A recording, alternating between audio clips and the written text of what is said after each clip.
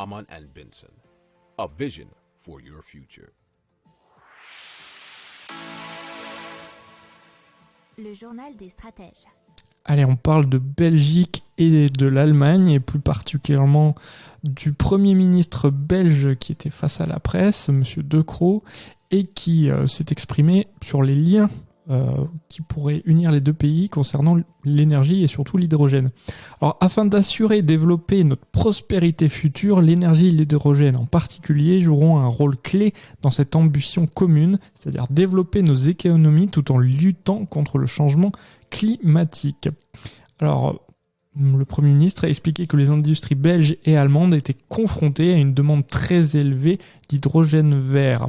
Il est nécessaire de subvenir à leurs besoins en augmentant la production d'hydrogène ainsi que son importation.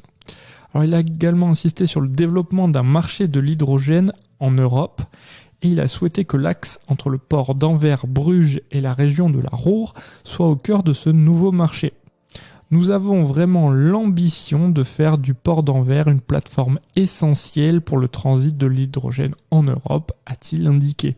Il a également appelé à construire l'infrastructure nécessaire pour son transit vers l'Allemagne, puisque dans son contexte, un partenariat stratégique avec la Rhénanie du Nord-Westphalie et l'Allemagne serait donc essentiel selon lui, et ces propos étaient repris dans l'article de l'avenir.net.